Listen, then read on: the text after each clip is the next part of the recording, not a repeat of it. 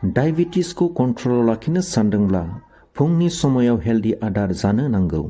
फुंनि समाया देहानो मोजां रोखोमै एनार्जि होनायनि मोनसे मोजां सम। गुबैयै डायबेटिस बेरामिफोरा बे समाव मोजां आदार जानो नांगौ जाहाथे सुगार लेभेला कन्ट्रलाव थायो। फुंनि समाव बेबायदि आदार जेब्लाबो जानो नाङा जाय आदारा सुगार लेभेलखौ हरखाबै बारिहोयो। फुंनि समायाव प्रटिन, हेल्दी फुड, फाइबार थानाय आदार जानो नांगौ। डायबेटिस बेरामिआ फुंनि समायाव मा मोनबा मुवा जानो नांगौ? फै अब्ला नायदोनि बे मोनबा हेल्दी आदारफोरनि लिस्ट। 1 नम्बरानो जाबाय घी आरो हालदि पाउडार। जुदि नोंथाङा सुगार लेभेलखौ हरखाबै बारिनायखौ इच्छा खालामाखैब्ला अब्ला नोंथांमोना बे मोनसे मोजां कम्बिनेसनखौ गावनि आदाराव लानो हायो। बे कम्बिनेसनखौ लोंनायजों नोंथांमोननि सुगार लेभेला एसे बिबांनिब्लाबो खमायगोन। बिनि थाखाय फुंनि समाव 1 सामुस मोसौ गाइखेरनि घी आरो हालदि पाउडारखौ दुंब्रुद दैयाव मिक्स खालामनानै लोंनो नांगौ। 2 नम्बरावनो जाबाय मेथिनि दै। देहायाव बारायबाय थानाय सुगारखौ कन्ट्रल खालामनो थाखाय मेथिनि दै लोंनाया मोजां। सानसेमानिनि कार्बहाइड्रेटखौ खमायनायाव मदद खालामो।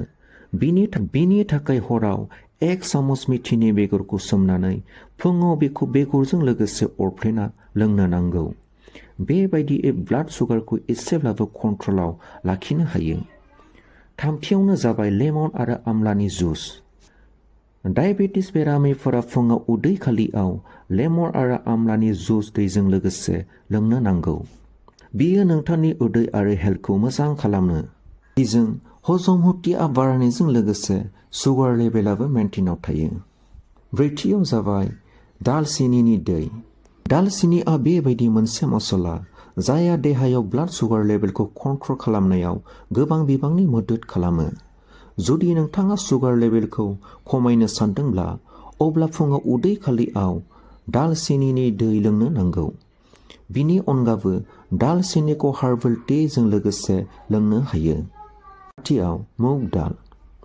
सुगारखौ कन्ट्रल खालामनो थाखाय प्रटिन थानाय आदारखौ जोबोद मोजां होनना साननानै लानो हायो। बिनि थाखाय मुग दालखौ हरनि समाव सोमनानै दोननो नांगौ आरो फुंनि समाव बे सोमनानै दोननाय मुग दालखौ जानो नांगौ। बियो प्रटिन थानाय मोनसे मोजां आदारल' नङा, बेयो सुगार लेभेलखौबो कन्ट्रलाव लाखियो।